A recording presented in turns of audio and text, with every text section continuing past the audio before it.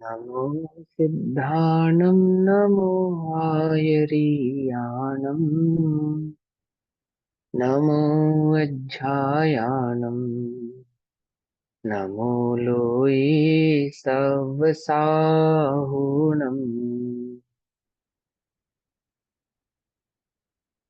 ओंकारं बिन्दुसंयुक्तं नित्यं ध्यायन्ति योगिनः कामदं मोक्षदं चैव ओंकाराय नमो नमः।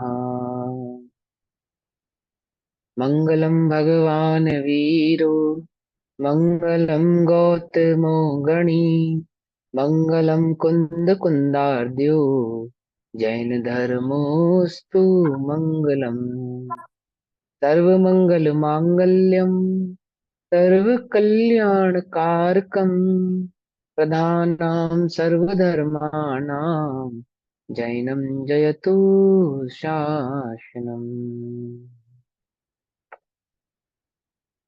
नमः समे साराय स्वानुभूत्य चकासते चित्स्वभावाय भावाय सर्वभावान्तरच्छिदे।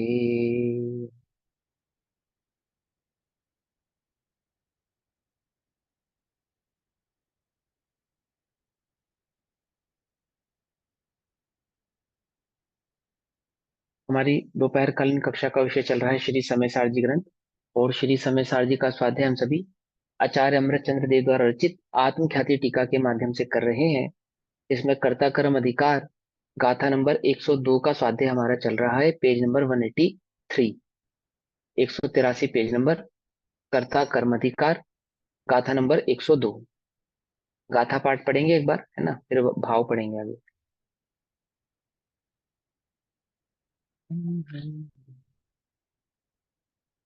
जम भावम सुहम सुहम करे दियादासतस्य खलु कत्ता तं तस्य होदिकम्मं सो तस्य दुवेद गौ अप्पा। हम्म? जम भावम सुहम सुहम, जिस भाव को शुभ अशुभ करेदी करता, आदासा तस्य खलु कत्ता, आत्मा वह उसका वास्तव में करता है। खलु माने वास्तव में, निश्चय से।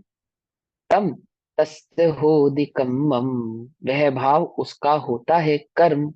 तो तस्य दुवेद गौ अप्पा, और वही उसको भोगता है आत्मा।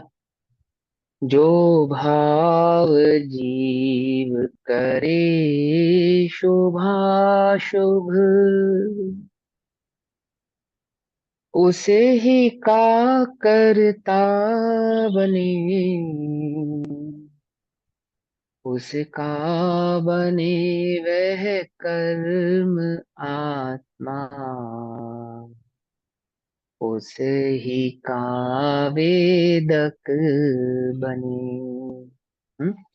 मेरे ख्याल देखो से 101 साधारण नंबर। भाषा में बस हम 101 नंबर गाथा कर रहे थे, पढ़ी थी, लेकिन आपने एक वो से एक तो कराया हो नहीं था, गया, टीका और वो कराया नहीं था 101 हो नंबर गया का। था। आप कक्षा सुनो, रिकॉर्डेड कक्षा सुनो, हो गया था। ठीक है ना, रिकॉर्डेड कक्षा सुनो, हो गया था। गाथा नंबर 102 चल रही है, ठीक। तो गाथा नंबर 102 में क्या भाव समझा रहे हैं कि जिस भाव को आत्मा करता है शुभाशुभ, अर्थात साधारण भाषा में कहे, आत्मा अपने उपयोग का करता है। उपयोग जब शुभाशुभ रूप परिणमित होता है तो वह आत्मा शुभाशुभ का कर्ता होता है, और उसी का वह आत्मा भोगता भी होता है। वही आत्मा का कर्म बन जाता है और वेदन बन जाता है। उस भाव को यहाँ समझा रहे हैं भावार्थ। गाथार्थ पढ़ेंगे। आत्मा यम, जिस शुभम अशुभम, शुभ या अशुभ, भावम भाव को, करेति करता है। अब यहाँ पे भाव को करता है का मतलब समझ में आया ना। यानी कि आत्मा का जो उपयोग है, अपना जो उपयोग गुण है ज्ञान और दर्शन, वह शुभ और अशुभ परिणामों में लगता है, या शुभ और अशुभ रूप परिणामों को अपना मानता है, निज रूप करता है। ठीक है ना। देखो ध्यान से समझना समय सार की शैली को। द्रव्यन योग ये कहता है कि जो परिणाम है उसका कर्ता आत्मा नहीं है। परिणाम का कर्ता आत्मा नहीं है। परिणाम किसको कहना? जो आपको विकल्प उत्पन्न होता है, संकल्प उत्पन्न होता है, कर्म आदि के उदय से जो भी भाव आपको उत्पन्न हो रहे हैं, जो भी भाव आपके ज्ञान का विषय बन रहे हैं, उन भावों का कर्ता आत्मा नहीं है, परंतु यहाँ उन भावों का कर्ता आप कह रहे हैं। जैसे अभी आपका पढ़ने का मन है ना, स्वाध्याय कर रहे हो, इसको शुभ परिणाम कहेंगे। हमारा स्वाध्याय करने का मन है, या हम स्वाध्याय कर रहे हैं, या हमारी स्वाध्याय करने की इच्छा हो रही है, यह हमारा भाव है ऐसा स्वाध्याय करने का, जो भाव हमको चल रहा है, ये शुभ भाव है। और इसी प्रकार से जो धर्मादि के भाव नहीं होते, अशुभ भाव, यानी कि पांच इंद्रिय के विषय आदि के भोगों के जो भाव होते हैं वे अशुभ भाव। तो इन दोनों ही प्रकार के भावों को आत्मा करता है, ये समझा रहे हैं। कैसे करता है कि आत्मा का जो उपयोग है, ज्ञान और दर्शन में जो उपयोग है, जब वह उस भाव रूप होता है, उस उपयोग, वह उपयोग उन भावों में जुड़ता है, उनको अपना मानता है, उस रूप प्रवृत्ति करता है, तब आत्मा उन भावों का कर्ता कहलाता है और उनका वेदक भी कहलाता है। ठीक है ना? कब कहलाता है, बात को ध्यान से समझना। कब उसको कहा और कब वह हुआ, ये होने की अपेक्षा से तो कभी नहीं होता। आत्मा किसी भी परिणाम का कर्ता है, स्वभाव से तो नहीं है कर्ता, तो भी उसको कर्ता कहते हैं, क्योंकि वह वहां जुड़ान करता है, उससे वह जुड़ता है, अपने उपयोग को वहां पे लेकर जाता है, और वहां ले जाने के कारण उसके अनुसार कर्मादि को भी प्राप्त होता है, बंधादि को भी प्राप्त होता है, उसका वेदक भी वह आत्मा बनता है। आत्मा जिस शुभ या अशुभ भावम भाव को करोति करता है, तस्य उस भाव का वह खलु वास्तव में कर्ता होता है, तत् वह तस्य उसका कर्म भी होता है, भवती कर्म भी होता है, तय आत्मा तू, और वह आत्मा तस्य उसका भाव रूप कर्म भोक्ता भी होता है। यानी वह आत्मा का कर्म भी हो जाता है और आत्मा उसका भोक्ता भी हो जाता है। मुझे कर्मों का कर्ता भोक्ता नहीं होना, शुभाशुभ भावों का कर्ता भोक्ता नहीं होना, तो क्या करूं कि शुभाशुभ भावों को निज रूप मत करो, बस। शुभाशुभ परिणाम मुझे नहीं आएंगे, तब मैं शुभाशुभ भाव का कर्ता भोक्ता नहीं बनूंगा, ऐसा नहीं। क्योंकि परिणाम किसको नहीं आते, परिणाम किसको नहीं आते, दो दो सिद्धों को। दो सिद्ध। दो द्रव्यों को नहीं आते, एक अजीव उद्गम द्रव्य को नहीं आते। जड़ को। और जीव द्रव्य में अर्यंत और सिद्ध परमात्मा को नहीं आते। तो ये तो वो शर्त हुई कि पहले मुझे सिद्ध बनाओ और फिर मैं शुभाशुभ भाव का कर्ता नहीं बनूंगा, ऐसा नहीं है।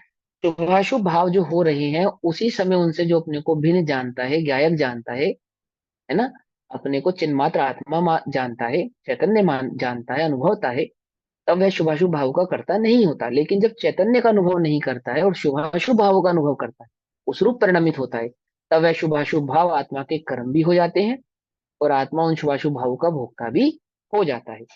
अपना अचलित, अचलित का अर्थ क्या बताया था, याद है? अपना अचलित विज्ञान घन स्वरूप।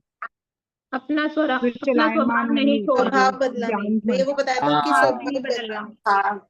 हाँ, जो कभी नहीं बदलता, अचलित माने जो अपने स्वभाव को कभी नहीं छोड़ता, अचलित ऐसा है जो जहां वह स्थिर रहता है, किसमें, अपने भाव में स्थिर रहता है। आत्मा कैसा है कि वह अपने स्वभाव में, अपने भाव में स्थिर रहता है। छह द्रव्य अपने भाव स्वभाव में स्थिर रहते हैं, कभी अपने भाव को, अपने स्वभाव को छोड़ते नहीं है। ठीक है ना? लेकिन फिर भी भाव और स्वभाव को छोड़ना कहा जाता है, अपेक्षाओं को समझना ना, ध्यान से कंफ्यूज नहीं होना। इस स्वभाव को कभी छोड़ता नहीं, दैट मीन्स 1 किलो सोना में 1 ग्राम चांदी मिला दी जावे, तो चांदी कभी सोने रूप नहीं होती, अपने स्वभाव को, अपने भाव को कभी नहीं छोड़ती, अचलित, अचलित रहती है। 1 लीटर दूध में आधा लीटर या 1 लीटर पानी मिला देवे, तो पानी कभी दूध नहीं होता और दूध कभी पानी नहीं बनता। क्यों? दोनों अपने अपने भाव में कैसे हैं, अचलित हैं। अचलित स्वभाव अपने स्वभाव को कभी नहीं छोड़ते। आत्मा कैसा है कि वह कभी पुद्गल में नहीं हुआ, पुद्गल रूप नहीं हुआ, अचलित है, अपने स्वभाव को उसने कभी छोड़ा नहीं है। ठीक है ना? अपना अचलित विज्ञान घन स्वरूप, एक स्वाद होने पर भी, एक स्वाद होने पर भी, एक चैतन्य मात्र होने पर भी, एक आत्म रूप होने पर भी, है ना, ऐसा होने पर भी, इस लोक में जो यह आत्मा अनादिकालीन, अनादिकालीन अज्ञान के कारण है, तो कैसा, एक चैतन्य मात्र होने पर भी, एक स्वाद होने पर भी, मतलब एक चैतन्य मात्र होने पर भी, ठीक, फिर भी अज्ञान के कारण, जो ऐसा अज्ञान जो अनादि से चला आ रहा है, इस आत्मा को, अपने स्वभाव को नहीं जानना। अज्ञान माने अपने स्वभाव को, अपने स्वरूप को नहीं जानना, भूल गया है, नहीं पहचानता है अज्ञान के कारण। पर के और अपने एकत्व के अध्यास से, पर के और अपने एकत्व के अध्यास से दैट मीन्स अपने को तो भूल ही गया है, और पर को ही मैं हूं ऐसा मानने से, ग- शरीर ही मैं हूं ऐसा मानने से अध्यास, इतनी सी भी कोई बुराई कर देवे तो मेरी बुराई हुई है, इतनी सी भी कोई भलाई कर देवे तो मेरी भलाई हुई है, इतना सा भी कोई दुख उत्पन्न हुए तो यह दुख मुझे हुआ है, मुझे हुआ है। कैसे रक्षा करते हैं हम देह की? अपनी रक्षा करते हैं, देह की रक्षा करते हैं? इसकी रक्षा करते हैं बोलो? कि देह मैं हूं अपनी ही रक्षा करता है, ऐसा। मुनिराज किसकी रक्षा करते हैं? देह की करते हैं, अपनी रक्षा करते हैं, अपनी रक्षा करते हैं। हम किसकी रक्षा करते हैं? हम देह की रक्षा करते हैं। मुनिराज देह को अपना नहीं मानते इसलिए देह की रक्षा नहीं करते, हम देह को ही मैं हूं ऐसा मानते हैं और देह की रक्षा करते हैं। अब रक्षा करना करना, अब भैया हम रक्षा ना करें क्या? अब बात स्वभाव को समझो, बात को।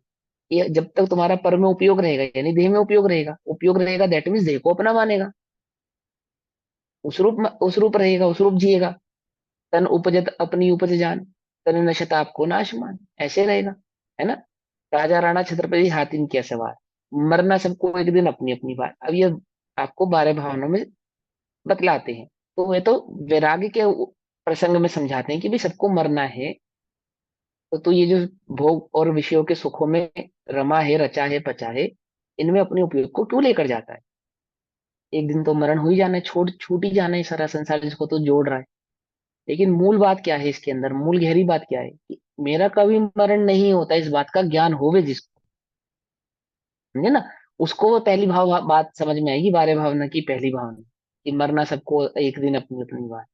अब मरना सबको एक दिन कह के आत्मा मरता है ऐसा नहीं कह रहे वहां पे, ऐसा नहीं कह रहे वहां पे, ठीक है ना? लेकिन हम क्या कहते हैं कि मुनिराज जो 12 भावनाओं का चिंतन करते हैं, अनुप्रेक्षाओं का चिंतन करते हैं, वे किसकी रक्षा करते हैं? इसकी, कि ये तो मरा हुआ है, मरे हुए की रक्षा नहीं करते, है ना? अपनी रक्षा करते, अपनी। उपसर्ग के काल में देह की रक्षा नहीं करते, अपनी रक्षा करते। अपने 28 मूल गुणों का पालन, 22 परिशव का सहन वहन, और इस प्रकार से पांच 3 गुप्ती आदि भावों को, 5 महाव्रत आदि का जो पालन करते हैं, किसकी रक्षा हेतु करते हैं? अपनी रक्षा हेतु करते हैं। हम जो पाप करते हैं, विषय करते हैं, कषाय करते हैं, किसके लिए करते हैं? इसके लिए करते हैं देह को अपना मान के, देह को अपना मान के इसके इस देह के लिए करते हैं। हम नहीं जानते अनादि के अध्यास के कारण, पर में एकत्व होने पर में एकत्व बुद्धि के कारण, है ना? और कैसे जीवन जीते हैं? भोजन किसके लिए करते हैं हम?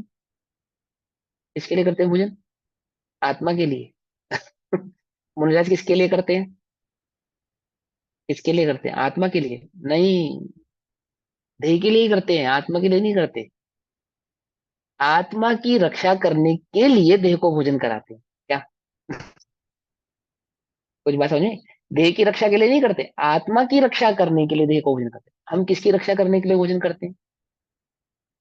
देह देह की रक्षा सुरक्षित करने, रहे। देह में, हाँ, ये देह मैं हूं ऐसा मानकर, इस देह की रक्षा के हेतु ही हम इसके सारे कार्य करते हैं, है ना?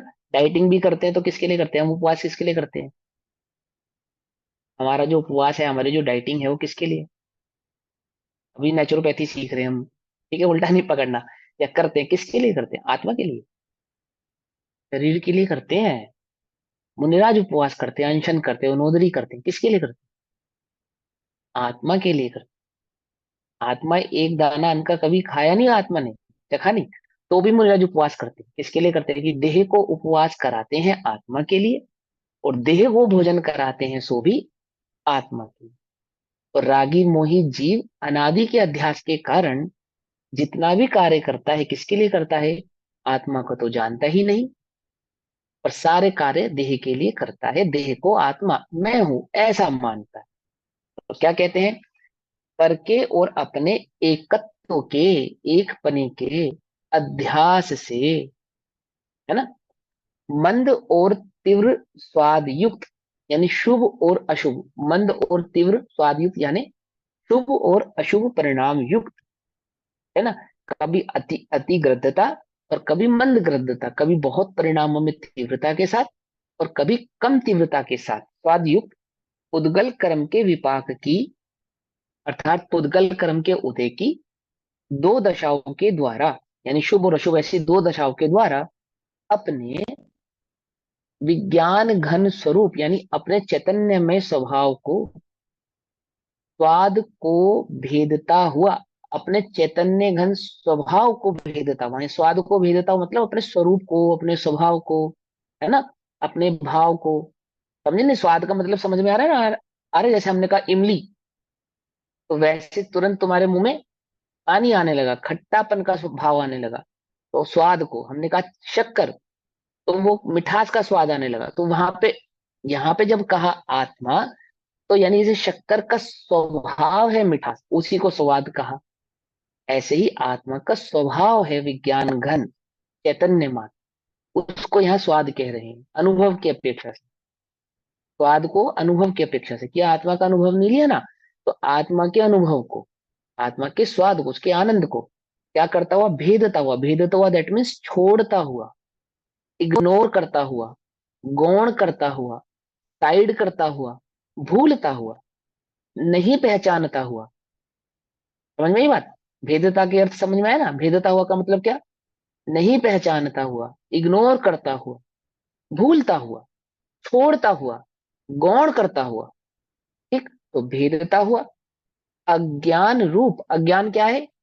शरीर को ही मैं हूं ऐसा मानता हुआ, उद्गल को ही मैं हूं ऐसा मानता हुआ, मैं विज्ञान घन हूं ऐसा तो भाव छोड़ता हुआ, और मैं शरीर हूं ऐसा मानता हुआ शुभ या अशुभ भाव को करता है, शुभ या अशुभ भाव को करता है, यानी तीव्र या मंद भाव को करता है। यहाँ पे शुभ और अशुभ भाव का मतलब ऐसा मत समझना कि धर्म और अधर्म का भाव है। यहाँ पे शुभ और अशुभ का भाव का बस इतना ही है कि कभी परिणामों में तीव्रता तो कभी परिणामों में मंदता, बस इतनी सी बात है। यानी कि विषय कषाय यानी कि शरीर आदि के सुख दुख के जो भाव है उनमें कभी बहुत ग्रद्धता होती है, तीव्रता होती है, और कभी उनमें थोड़ी मंदता होती है। ठीक, कभी तो ऐसी जिद हो जाती है कि आज जलेबी ही खानी है, और कभी ऐसी जिद हो जाती है कि चलो जो बनाए सो खा लेंगे।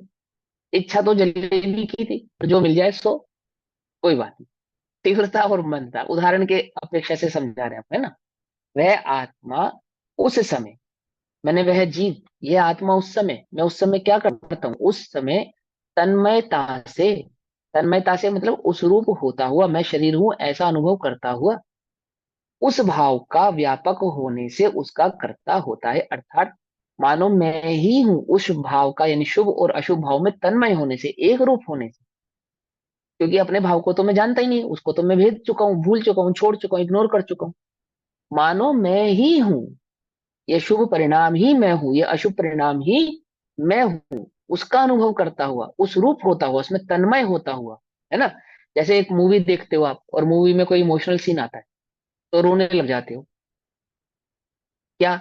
यह एक पिक्चर है, पर्दे पे चलचित्र है, नाटक है, इस भाव को भेदते हुए मानो ये हकीकत ही हो ऐसा अनुभव करते हुए, उसमें आने वाले उस इमोशनल और कॉमेडी सीन में तन्मय हो जाकर, तन्मय होकर, कि मानो वह घटना मेरे साथ ही घट रही है, मेरे साथ ही ऐसा हो रहा है ना।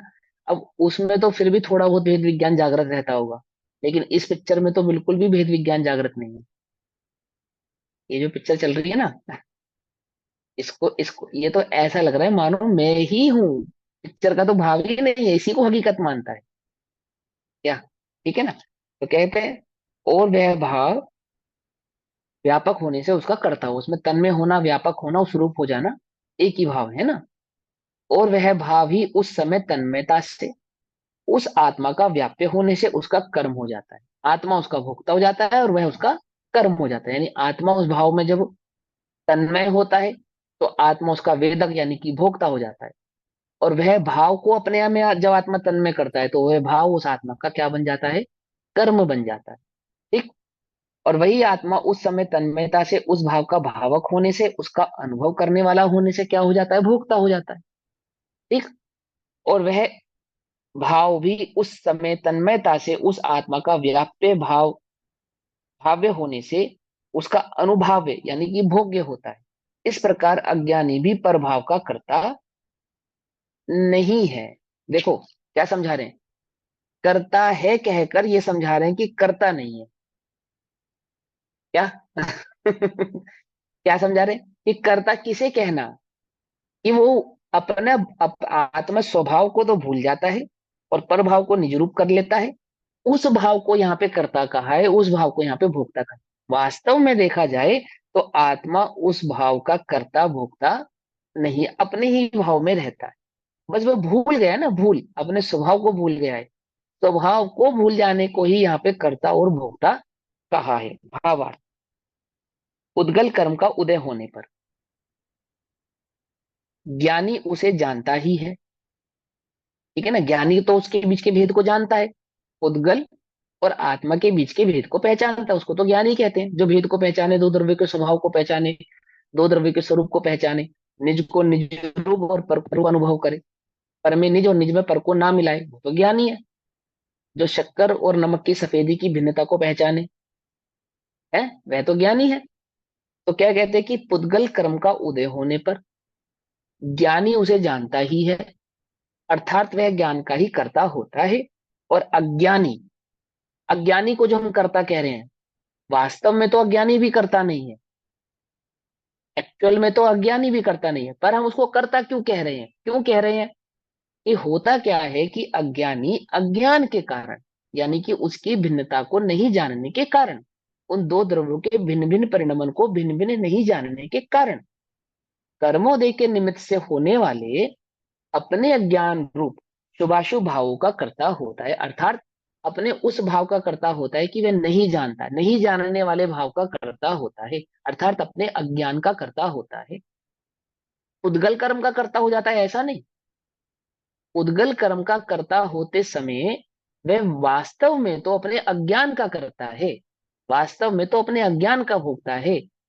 लेकिन दिखता कैसा है, अज्ञानी को लगता कैसा है, कि मानो मैं पुद्गल ही हूं, मैं इसी ही का करता हूं, मैं इसी ही का भोगता हूं, ऐसा उसको अनुभव होता है। वास्तव में जो अनुभव है वह अज्ञान का है, पुद्गल का नहीं है। वास्तव में जो कर्म है वह अज्ञान है, पुद्गल का नहीं है। बात समझ में आ रही नहीं आ रही है ना? हाँ। तो क्या कहते हैं, कर्मोदय के निमित्त से होने वाले अपने अज्ञान रूप शुभाशुभ भावों का कर्ता होता है, अर्थात अपने अज्ञान का कर्ता होता है। इस प्रकार ज्ञानी अपने ज्ञान रूप भाव का और अज्ञानी अपने अज्ञान रूप भाव का करता है। क्या कहा? दो द्रव्यों के बीच में, इधर देखो ध्यान से, ये दो द्रव्य हैं, एक जीव है एक आत्मा। ये दोनों एक दूसरे के कर्ता नहीं है। कब? कि ज्ञान अवस्था में कर्ता नहीं है और अज्ञान अवस्था में कर्ता है, ऐसा। ये दो उंगलियां हैं, नहीं एक है। उंगली इस हाथ की, एक उंगली इस हाथ की है। अब मुझे ये नहीं पता, मैं भूल गया कि ये उंगली इस हाथ की है और ये उंगली इस हाथ की है। तो कौन सी उंगली कौन से हाथ की रहेगी मेरे भूल जाने पर? भूल जाने पर भी वह तो जिसकी है उसी की रहेगी ना, जिसके ऐसा हाथ थोड़ी की ना है उसी हाथ कि की बदल रहेगी। जाएगी। हाँ। तो ऐसे ही भूल गया, ज्ञानी को नहीं मालूम, क्या नहीं मालूम? कि मेरे में और पर में भिन्नता है, नहीं मालूम। नहीं मालूम होने पर भी कोई वह पुद्गल का कर्ता हो जाता है, ऐसा नहीं।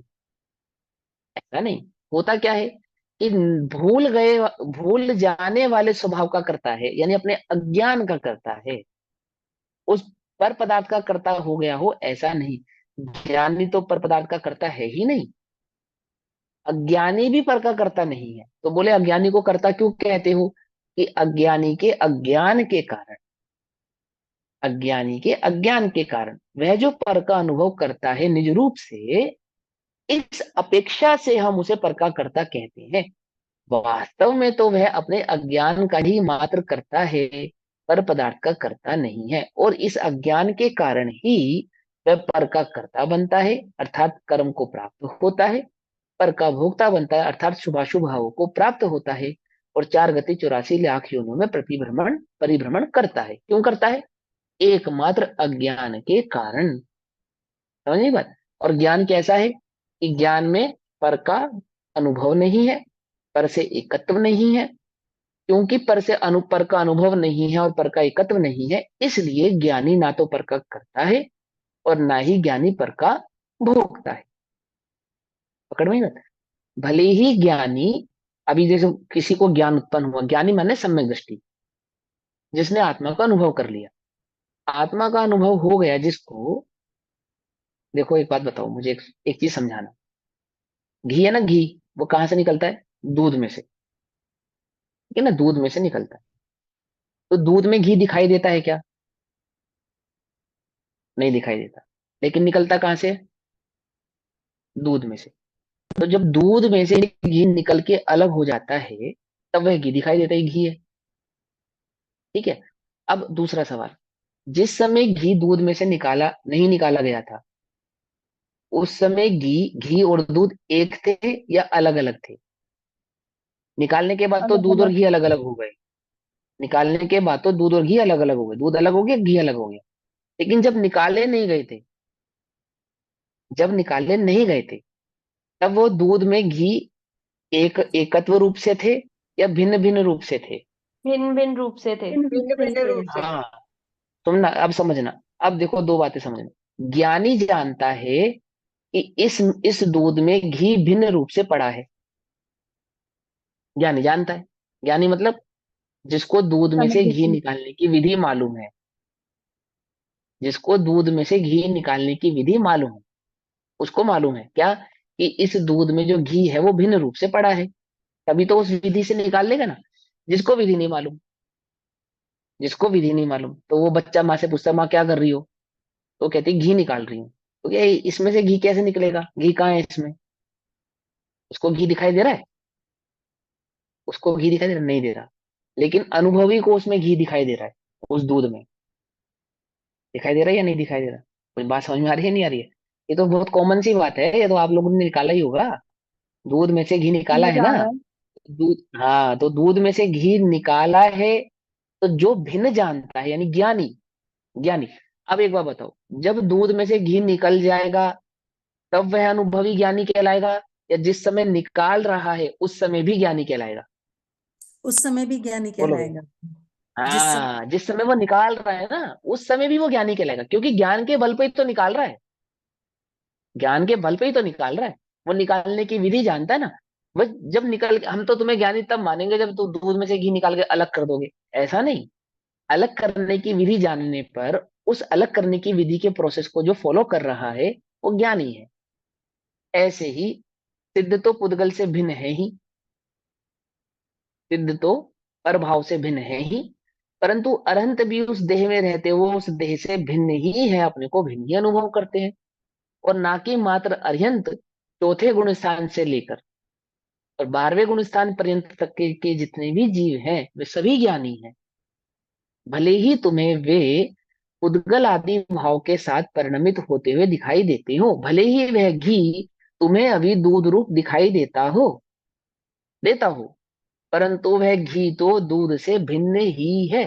भले ही वह ज्ञानी तुम्हें 5 इंद्रिय के विषय आसक्ति में भोगते हुए दिखाई देते हो, भले ही उनका त्याग करके 22 परिचय, 28 मूल गुण आदि, गुप्ती आदि का पालन करते हुए दिखाई देते हो, स्वरूप गुप्त होते हुए दिखाई देते हो, सदेही दिखाई देते हो, तमोशरण आदि के साथ दिखाई देते हो, तो भी वे कैसे हैं?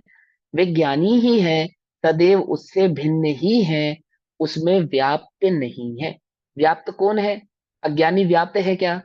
कि वास्तव में देखा जाए तो अज्ञानी भी व्याप्त नहीं है। जो ये बात नहीं जानती, जो गृहिणी ये बात नहीं जानती कि दूध में से घी निकाला जाता है, उस गृहिणी के पास जो दूध है, वास्तव में तो उस दूध में भी घी दूध से भिन्न ही है। बस वह नहीं जानती, इसलिए उसको ऐसा अनुभव होता है कि दूध में घी नहीं है। बस, समझे ना। जो जो नहीं जानता कि मैं आत्मा हूं, बस इतनी सी बात के कारण उसको पुद्गल का कर्ता और पुद्गल का भोक्ता कहते हैं। वास्तव में तो अज्ञानी भी ना तो पुद्गल का कर्ता है, ना ही पुद्गल का भोक्ता है। पकड़ में ही बात। अगर मेरे को आत्म अनुभव नहीं हुआ है, तो क्या मैं पुद्गल का कर्ता हो गया? हो गया नहीं। अब स्वाध्याय करने वाले जीवों की क्या गलती है? उल्टा नहीं पकड़ना, कि उनको ऐसा लगता है कि जब तक मैं अनुभव नहीं करूंगा तब तक मैं पुद्गल का कर्ता बना रहूंगा, जब तक मैं आत्मा का अनुभव नहीं करूंगा तब तक मैं पर पदार्थ का कर्ता हूं। अब बात यह है कि मैं आत्मा का अनुभव नहीं, उल्टा नहीं पकड़ना भैया, बात को समझना, है ना? नहीं भी हुआ है तो भी ये निर्णय तो पक्का करो कि मैं पर का कर्ता नहीं हूं। कुछ बात समझ में आई या नहीं? हो ही नहीं सकते आप पर पदार्थ के कर्ता, आप हो ही नहीं सकते, पर पदार्थ के आप भोक्ता हो ही नहीं सकते। शुभाशुभ परिणामों से हम परेशान है, क्यों? बोले अभी तक आत्मा का अनुभव नहीं हुआ, ये शुभाशुभ परिणाम तो हमें कहाँ ले जाएंगे? नरक आदि में ले जाएंगे, स्वर्ग आदि में ले जाएंगे, अथवा संसार परिभ्रमण कराएंगे आदि आदि। यानी कि कुल मिला के ओवरऑल मेरा बिगाड़ सुधार कर देंगे। कौन? वे शुभाशुभ परिणाम। कब नहीं कर पाएंगे मेरा बिगाड़ सुधार? जब मैं अपनी आत्मा का अनुभव कर लूंगा तब नहीं कर पाएंगे। तो मेरा क्या उपाय है? प्रथम तो मुझे सम्यक दर्शन प्रकट करना है, कैसे भी करके, एनी हाउ। अब वो सम्यक दर्शन प्रकट करने का क्या उपाय कर रहा है? इस सम्यक दर्शन प्रकट करने का उपाय ये कर रहा है, उल्टा नहीं पकड़ना, ध्यान से समझना बात, कि यह मानता हुआ कि जब तक मैं मिथ्या दृष्टि हूं तब तक पर पदार्थ का करता हूं, यह मानता हुआ सम्यक दर्शन प्रकट करने का उपाय कर रहा है। कैसे होगा सम्यक दर्शन, बताओ? सम्यक दर्शन प्रकट करने का उपाय क्या है? कि मिथ्या दृष्टि जीव मिथ्यात की अवस्था में यह निर्णय करे, इस निर्णय में उपयोग लगाए कि मैं परादि पदार्थों का, इन परिणामों का कर्ता नहीं हूं, इनका भोक्ता नहीं हूं। द्रव्यक्रम भावक्रम नो कर्मों का कर्ता भोक्ता मैं नहीं हूं, इनके साथ मेरा एकत्वपना नहीं है। भले ही मुझे इनसे भिन्न अनुभूति नहीं हो रही है, तो भी मैं इनका कर्ता भोक्ता नहीं हूं। जब तक इस निर्णय पे नहीं टिकेगा तब तक वह अनुभूति को प्राप्त नहीं होगा। अभी गड़बड़ क्या है कि अनुभूति होगी तो मैं कर्ता भोक्ता नहीं कहलाऊंगा, तब मैं इनसे, इनका कर्तापने के भाव से छूटूंगा या इनका कर्ता नहीं बनूंगा। और बात क्या है कि मैं कर्ता नहीं हूं, अनुभूति नहीं हो रही है तो भी मैं इनका कर्ता नहीं हूं। कुछ बात समझ में आई या नहीं आई? ये देखो क्या लिख रहे हैं, इस प्रकार अज्ञानी भी परभाव का कर्ता नहीं है। क्या? अज्ञानी माने कौन? जो दो द्रव्यों के बीच की भिन्नता को नहीं जानता, जिसने अभी आत्मा का वेदन नहीं किया, उसका अनुभव नहीं किया है। समझ में आई बात, नहीं समझ में आ रही है?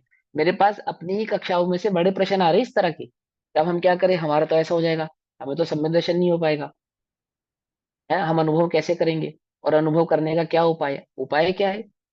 अनुभव होने के बाद ही तो मैं पर पदार्थ का कर्ता नहीं कहलाऊंगा या पर पदार्थ का कर्ता नहीं बनूंगा, ऐसा नहीं है। अनुभव नहीं हुआ है तो भी तुम पर के कर्ता नहीं हो, नहीं हो। अज्ञान किसको कहना? अज्ञान बस इतना है कि तुम जानते नहीं हो कि मैं पर का कर्ता नहीं हूं, और तुम अपने एक अज्ञान द्रव्य को क्या दूसरे पुष्ट कर रहे द्रव्य का हो? कुछ कर ही नहीं सकता तो हाँ, कर्ता कर भोक्ता नहीं कैसे हो सकता, गया?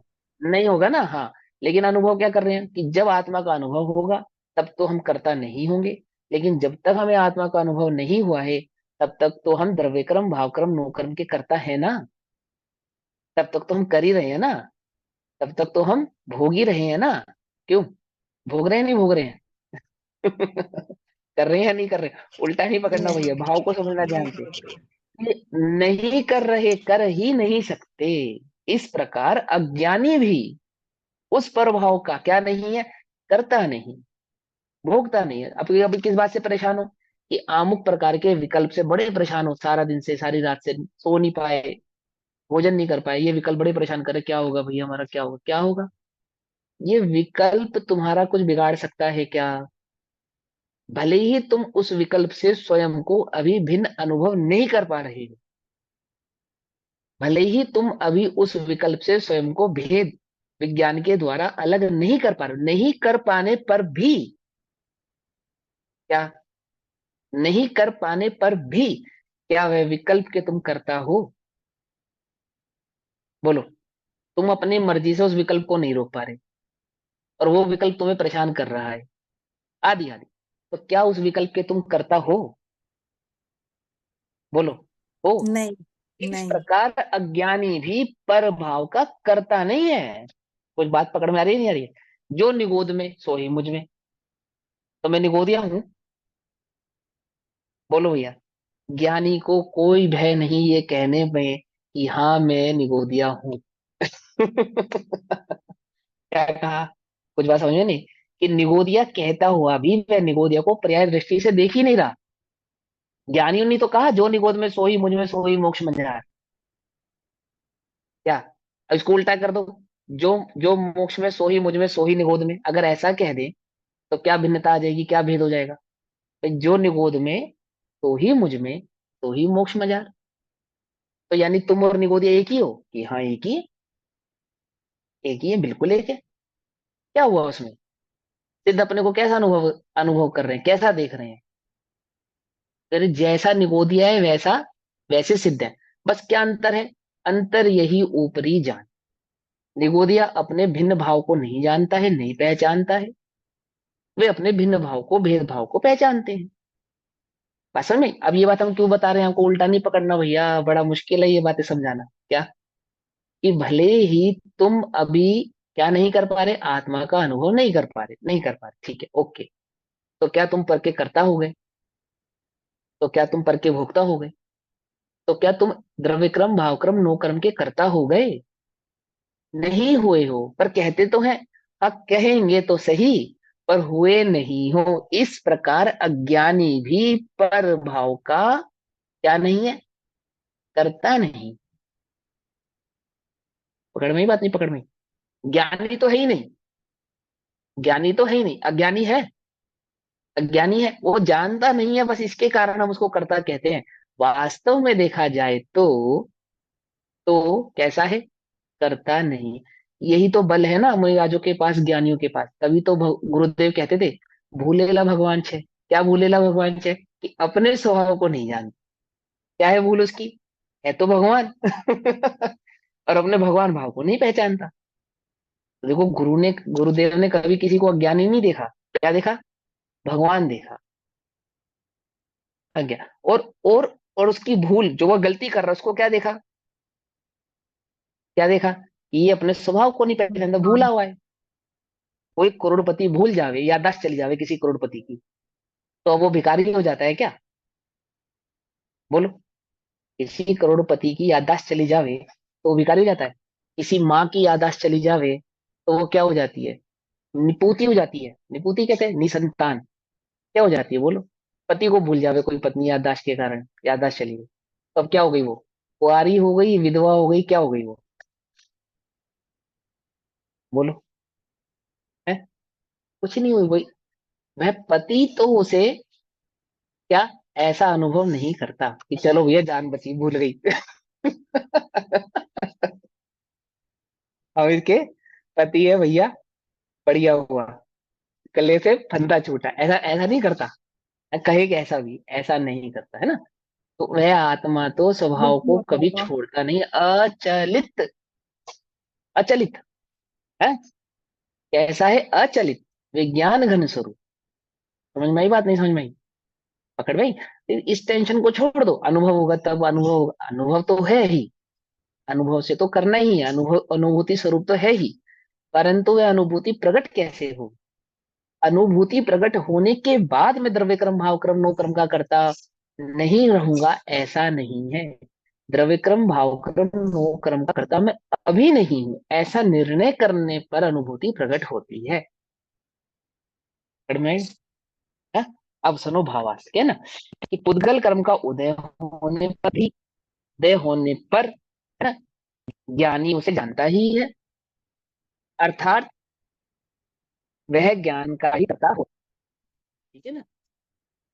यानी पुद्गल कर्म के उदय में क्या होता है? ज्ञान का ही करता होता है, यानी ये पुद्गल कर्म का अनुभव नहीं कर रहा होता है, अपने ज्ञान स्वभाव का अनुभव कर रहा होता है। और अज्ञानी अज्ञान के कारण, कर्मोदय के निमित्त से होने वाले अपने अज्ञान रूप शुभाशुभ भाव का करता होता है।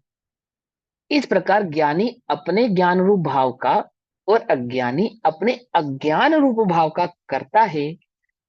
पर भाव का कर्ता तो ज्ञानी अथवा अज्ञानी कोई भी नहीं है। समझ में ये बात, नहीं समझ में? अपने को तुम क्या मानते हो? हम अपने को ज्ञानी नहीं मानते, अज्ञानी मानते हैं, तो भी तुम परभाव के कर्ता नहीं हो।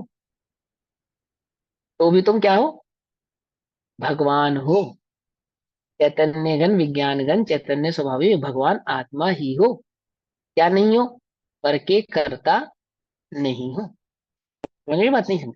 तो ये बल का है, गुरुदेव का बल है क्या? भूलेला भगवान। समझे नहीं समझे? भूलेला भगवान मतलब क्या है? भगवान जानता नहीं है अपने आप को, वो करोड़पति भूल गया। ऐसी ही आत्मा भूल गया। क्या भूल गया? कि मैं आत्मा हूं। अब क्या हो गया ये? अब क्या हो गया ये? चार गति वाला हो गया, पांच इंद्रिय वाला हो गया, उद्गल वाला हो गया। क्या हो गया? हम कैसा अनुभवते हैं? जब हम किसी को कर्म के उदय वाला अनुभवते मतलब देखो, जब हम किसी को उपशम उपशम छायिक आदि भाव से अनुभवते हैं, तो यानी कि हम उसको पुद्गल वाला अनुभव करते हैं। सीधी सी बात। जब हम किसी को शुभाशुभ भावों वाला देखते हैं, तो इसका मतलब हम क्या अनुभवते हैं? हम उसको पुद्गल भाव वाला अनुभव करते हैं, है ना? हम किसी को गोरा देखो, शरीर से अनुभव करना तो पुद्गल है ही, लेकिन वे सभी भाव भी तो पुद्गल के ही हैं, जिनको शुभाशुभ भाव कहा, है ना? और जिनको विकल्प आदि भाव कहा, जिनको द्रव्य कर्म कहा, जिनको भाव कर्म कहा, किसी को नो कर्म कहा। आपने किसी को गरीबूत अनुभव किया, किसी को रोगी अनुभव किया। अब किसी को किया या स्वयं को किया, तो किसका अनुभव किया? बोले पुद्गल का अनुभव किया। पुद्गल का अनुभव। कुछ बात समझ में नहीं? भूल गए तुम। क्या भूल गए? कि तुम पुद्गल नहीं हो। वह पुद्गल भाव वाला नहीं है। मैं पुद्गल भाव वाला नहीं हूं। और वह पर पदार्थ पर द्रव्य भी, वह पर जीव भी पुद्गल भाव वाला नहीं है। अपने को क्या अनुभव करके दुखी हो तुम? जीव अनुभव करके दुखी हो? चैतन्य अनुभव करके दुखी हो? बोलो, क्या है दुख का कारण? कि अपने को पुद्गल भाव वाला अनुभव करके हम दुखी हैं।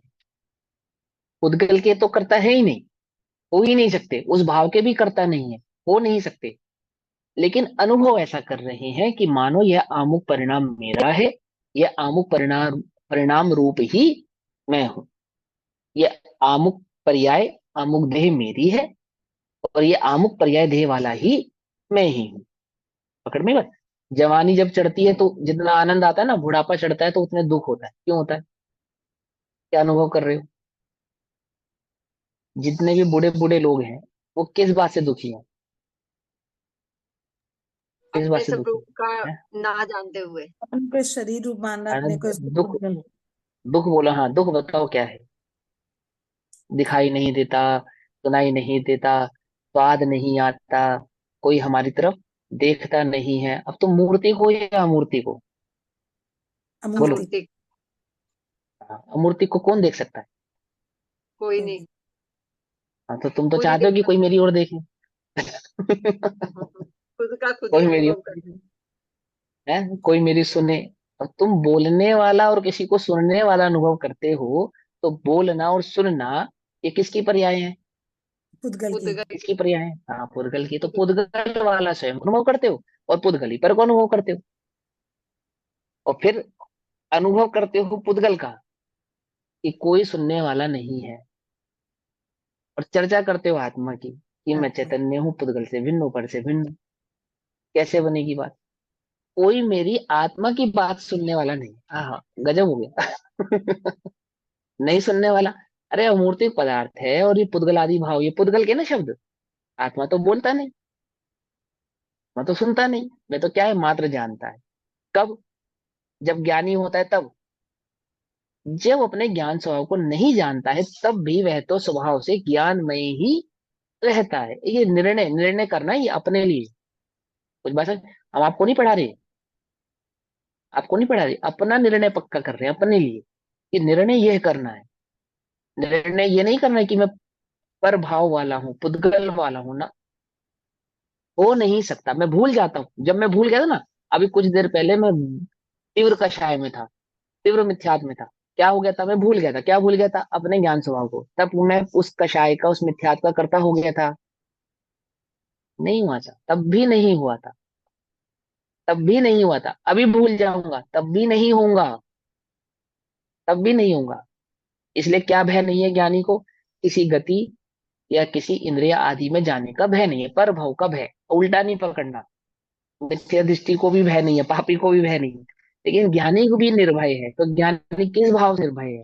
कि अपने स्वभाव से के परिणामों से कैसा है? निर्भय है। निर्भय है। अगर अब ये क्या भय है? अब ये मुनिराज बनेंगे, आरिका बनेंगे, संयम आदि धारण करेंगे तो क्या होगा? क्या है भय? हमें क्या होगा कि पौद्गलिक आदि भावों के परिणमन से भयभीत हैं। उनको किसका बल है? स्वभाव का बल है। मुनिराजों को किसका बल है? स्वभाव का। मेरा क्या होगा? ये कुछ नहीं होगा। फिर किसे खाएगा? मुझे? नहीं। किसे खाएगा? नहीं खाएगा। किसे खाएगा? देखो, अब ये कहने में सुनने में ऐसा लगता है ना? और फिर कोई ये भी कह सकता है भैया इतना इतनी बात है तो तुम क्यों नहीं बन जाते?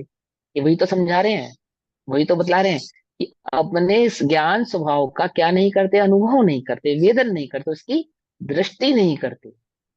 दृष्टि नहीं कर रहे हैं इसलिए यहाँ है। लेकिन दृष्टि नहीं करने वाला भी अपने भाव से कभी चलायमान होता नहीं है, अचलित ही रहता है।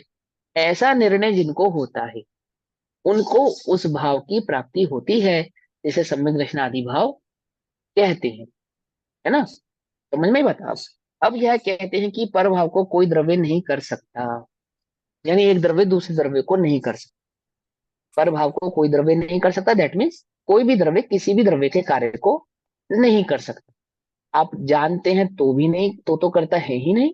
आप नहीं जानते हैं तो भी करता नहीं है। जैसे जैसे एग्जाम्पल के तौर पर कि जीव, जो जीव जानते हैं कि मैं पर पदार्थ का करता नहीं हूँ, पुद्गल आदि भाव का करता नहीं हूँ, तो वे तो ज्ञानी हो गए, वे तो पर के करता नहीं है। लेकिन पुद्गल तो नहीं जानता कि मैं पर का करता नहीं हूँ या स्व का करता हूँ, आदि आदि इन भावों को तो पुद्गल नहीं जानता क्योंकि उसके पास तो ज्ञान गुण नहीं है। तो वह तो गलती से किसी का कार्य कर देता होगा। क्यों? दूध को तो ज्ञान नहीं है और पानी को भी ज्ञान नहीं है, तो दूध में पानी मिला देने पर कभी पानी दूध रूप और दूध पानी रूप हो जाता होगा। नहीं। तो उनको तो ज्ञान नहीं है, उनको तो मालूम नहीं कि हमें एक दूसरे रूप नहीं है, एक दूसरे रूप नहीं होना। तो वो तो हो जाते होंगे। हो नहीं। जाते नहीं हो जाते? नहीं। नहीं। होता ही नहीं। होता ही नहीं, हो ही नहीं सकता। ज्ञान नहीं है जिसमें ज्ञान नामक गुण नहीं है। जब वह ही नहीं हो सकता तो जिसमें ज्ञान नामक गुण है, भले ही वह अपने ज्ञान स्वभाव को भूल गया, वो कैसे हो सकता? नहीं हो सकता। जीव पुद्गल, पुद्गल जीव नहीं हो सकता। जगत में भी कोई द्रव्य किसी अन्य द्रव्य रूप नहीं होता, हो नहीं सकता। ठीक है ना? तो अब यह कहते हैं कि परभाव को कोई द्रव्य नहीं कर सकता। इस भाव को गाथा नंबर 103 में समझाते हैं। गाथा भाव पढ़ेंगे। जो जम ही गुणे दव्वे, तो अननमहि दुणम संकमदि दव्वे, तो अणम तो अननम संकतौ, कहतम परिणाम ए दव्वम। फिर पढ़ते हैं। जो जमहि गुणे दव्वे, जो माने जो जमहि जिस, जिसे या जिस, गुण, गुण माने गुण, द्रव्य माने द्रव्य, तो वह अनन्मही, अन्य में, अनन्मही, अनन्य, अन्य में, न दू न और न संकमदि, संक्रमण, द्रव्य यानी कि द्रव्य। क्या कहते हैं कि जो जिस अपने, अर्थात इसका भाव यह है कि कोई द्रव्य अपने गुण से पर के गुण में संक्रमित नहीं होता, यानी कि पर में संक्रमित नहीं होता। तो यानी वह अनन्मसंकतौ, अन्य में नहीं मिलता, संकमत्तौ मिलता, कैसे? तम, अर्थात वह परिणामाय, परिणाम, परिणमा, परिणामा, परिणामाय यानी परिणमा सकता द्रव्य को, जो अन्य द्रव्य में मिल नहीं सकता, अन्य द्रव्य के गुण को अपने रूप नहीं कर सकता, वह अन्य गुण का परिणमन कैसे करा सकता है? ये भाव यहां समझाते हैं। जो द्रव्य, जो गुण द्रव्य में, समझ में बात? जो द्रव्य और जो गुण द्रव्य में, जो द्रव्य, जो गुण द्रव्य में, पर द्रव्य रूप न संक्रमे, यानी अर्थात जो द्रव्य से द्रव्यांतर नहीं होता और जो गुण से गुणांतर नहीं होता, अभव्य। आत्मा में सभी द्रव्यों में, 6 द्रव्यों में एक अभव्यत्व नाम की शक्ति है। एक उल्टा समझना ध्यान से, अभव्यत्व नाम की शक्ति। अभव्य माने वो अभव्य नहीं जो अपने आत्मा को कभी पहचान नहीं पाएगा और जो कभी मोक्ष नहीं जा पाएगा और जिसको कभी सम्यक दर्शन प्रकट नहीं होगा, उसकी बात नहीं कर रहे हैं। यहाँ पे स्वभाव की बात कर रहे हैं कि अभव्यत्व नाम का एक स्वभाव है सभी द्रव्यों में। भव्य का मतलब होता है परिणमन होना, और अमाने नहीं, नहीं होता परिणमन किसका? गुण से गुणांतर का परिणमन नहीं होता, अर्थात ज्ञान गुण चारित्र गुण रूप नहीं होता, चारित्र गुण दर्शन गुण रूप नहीं होता, और द्रव्य से द्रव्यांतर नहीं होता, अर्थात एक द्रव्य दूसरे द्रव्य रूप नहीं होता। किसी अन्य द्रव्य का गुण किसी अन्य द्रव्य रूप नहीं होता, एक ही द्रव्य के अनंत गुण अन्य अन्य रूप नहीं होते, और दो द्रव्य दो द्रव्य रूप नहीं होते। देखो संस्कृत की जो टीका है इसमें तीसरे नंबर की लाइन है, द्रव्यांतर गुणांतरम व संक्रामित। संस्कृत में लिखा है द्रव्यांतरम गुणांतरम व संक्रामित। द्रव्यांतरम अर्थात द्रव्य से अन्य द्रव्य रूप होना, गुणांतरम अर्थात अन्य गुण से अन्य गुण रूप होना, और इस शक्ति का नाम है अभव्यत्व नाम की शक्ति, यानी कि अन्य रूप परिणमित नहीं होने की शक्ति। इसको अभाव से भी जानते हैं हम, भाव शक्ति, अभाव शक्ति, भाव भाव शक्ति, अभाव अभाव शक्ति, भाव अभाव शक्ति और अभाव भाव शक्ति। समझे सर बात? तो ये इसमें एक वो भी लग सकता है कि भैया एग्रो भैया भैया बोलो भैया। अच्छा भैया, हाँ बोलो। एग्रो हाँ एग्रो लघु तो गुण भी लग सकता है क्या इसमें? नहीं, अगरुत लघुत गुण का मतलब होता है कि बड़ा छोटा कम ज्यादा, नहीं है नहीं, ना, ऐसा ना होना। जो सामान्य सामान्य गुण गुण। वाले, हाँ हाँ सामान्य जी। गुण वालों में ही अगरु लघुत नाम का जो गुण है उसी की बात कर रहे उसमें होता है एक द्रव्य दूसरे द्रव्य रूप नहीं होता, एक गुण हैं। दूसरे गुण। नहीं नहीं नहीं नहीं नहीं नहीं नहीं, वो वो नहीं। अगुरु लघुत्व गुण का मतलब होता है अ माने नहीं, और गुरु माने बड़ा, और लघु माने छोटा। ठीक।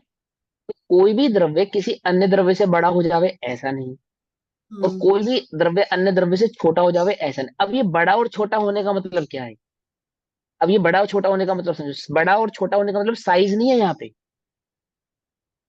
बड़ा और छोटा होने का मतलब साइज नहीं है, बड़ा और छोटे का होने का मतलब है स्वभाव। कि किसी का भी जो स्वभाव है वो अन्य से पलटता नहीं है, अपने स्वभाव से पलटता नहीं है, अगुरु रूप लघु रूप रहता है। देखो जैसे बहुत सिंपल सी बात है, आपने एक बीज से पौधा या पेड़ बनाना है, तो मात्र मिट्टी से बना दोगे? नहीं पानी चाहिए नहीं चाहिए? जी। ये पानी से वाटर बना दोगे? चाहिए या नहीं चाहिए? और मात्र मिट्टी पानी से बना दोगे, ऑक्सीजन चाहिए या नहीं चाहिए? तो किसकी कीमत कम है और किसकी कीमत ज्यादा है? मिट्टी की कम है, पानी की कम है, या ऑक्सीजन की कम है? अथवा मिट्टी की ज्यादा है, ऑक्सीजन की ज्यादा है, या पानी की ज्यादा है? किसकी ज्यादा है, वैल्यू किसकी ज्यादा है? बोलो भैया। अगुरु लघुत्व, तीनों में अगुरु लघुत्व होने से, समझे ना, एक भी एक दूसरे से कम नहीं है, कोई एक दूसरे से ज्यादा नहीं है। एक सिद्ध भगवान, एक सिद्ध भगवान आज से अनंत वर्षों पहले सिद्ध हो गए, और एक अनंत वर्षों बाद सिद्ध होंगे। तो जो पहले हो गए वो बड़े हैं, और जो बाद में जाएंगे वो छोटे हैं। नहीं क्यों? ऐसा नहीं है। अनंत अनंत वर्ष बड़े हैं नहीं वो उनसे, अनंत वर्ष बड़े नहीं है, वो पहले चले गए, क्यों नहीं है? नहीं, अगुरु लघुत्व के एग्रो कारण, नाम का गुण है उनमें, ठीक। है ना, अगुरु लघु। अब ये तो अगुरु लघुत्व का स्थूल स्वरूप है, बहुत मोटा स्वरूप, बहुत स्थूल स्वरूप है। सूक्ष्म स्वरूप अगुरु लघुत्व का गुणी हानि वृत्तिमय है। षड गुणी हानि ठीक है वृत्ति। ना? हाँ, षड्गुणी हानि वृद्धिमय है, वो सूक्ष्म स्वरूप है, जो कि अर्थ पर्यायों के संदर्भ में कहा जाता है, समझाया जाता है। ठीक, अभी जो हम चर्चा करते हैं जितनी भी, वो व्यंजन पर्यायों के आधार से करते हैं, स्थूल पर्यायों के आधार से करते हैं। क्यों स्थूल पर्यायों के आधार से क्यों करते हैं? क्योंकि हमारी केवल समझ, जानना। नहीं हमारी समझ, पहले ये था, हमारी समझ अभी स्थूल पर्यायों को समझने वाली ही है। पहली बात ये, अर्थ पर्याय को समझने वाली समझ नहीं है क्या, कि विशेष स्वाध्याय करते करते हम अर्थ पर्याय के स्वभाव को भी समझ सकते हैं। है ना, समझ सकते हैं। और वहां हम अगरु लघुत्व के सूक्ष्म भाव को भी पकड़ पाएंगे, समझ पाएंगे कि वहां क्या कहना चाहते हैं। लेकिन स्थूल स्वरूप जो अगरु लघुत्व का है वो कैसा है कि कोई द्रव्य किसी द्रव्य से बड़ा छोटा होता नहीं, एक बात। दूसरी बात कि जितने द्रव्य, एक द्रव्य में जितने गुण है, यानी जीव द्रव्य में कितने गुण है, अनंत गुण है। तो पुद्गल में भी अनंत है। जीव के अनंत और पुद्गल के अनंत में अंतर नहीं है। धर्म द्रव्य में और अधर्म द्रव्य में एक आधा गुण किसी में ज्यादा हो और किसी में कम हो, ऐसा नहीं है कि ज्ञान गुण जीव में तो फालतू हो गया एक एक्स्ट्रा, और पुद्गल में ज्ञान गुण नहीं है तो एक गुण कम हो गया उसके अंदर।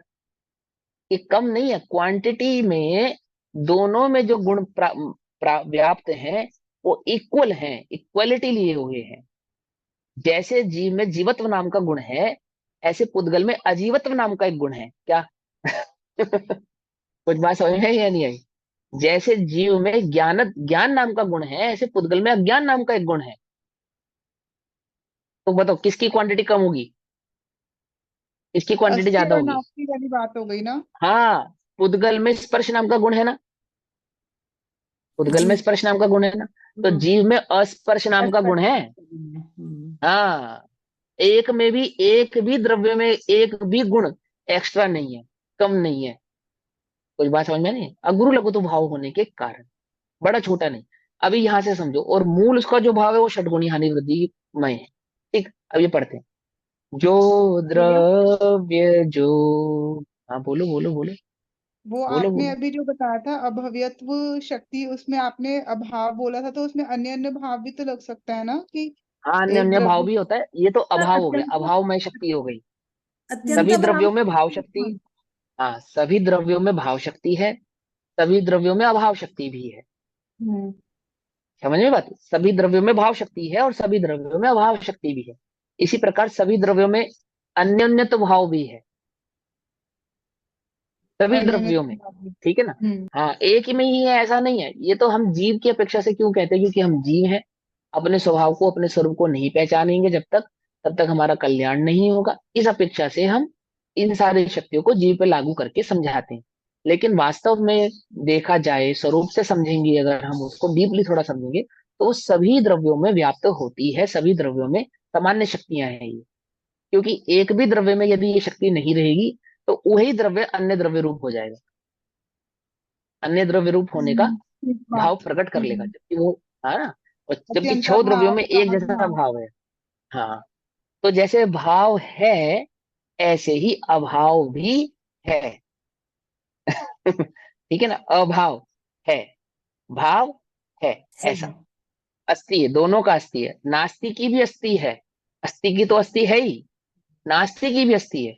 ये अस्थि की अस्थि और नास्ति की अस्थि, इसको कहते हैं स्यादवाद। नास्ति माने नहीं मात्र नहीं होता है, नास्ति माने नहीं होना होता है, होना। नास्ति का अस्तित्व है, इसको स्यादवाद कहते हैं। कुछ बात पकड़ में आई? समझो, क्रम से पढ़ेंगे सब समझ में आएगा। चलो, गाथा पाठ है 103 नंबर का, ये हम कल करेंगे, अभी समय हुआ। तब तक के लिए सभी को जय जिनेन्द्र, ओम नमः सिद्धि। निज निधि निज में बताई, यह अनंत उपकार है, उसके लिए जिनवाणी माँ को वंदना शतबार। नमो निरंतर नमो नमो।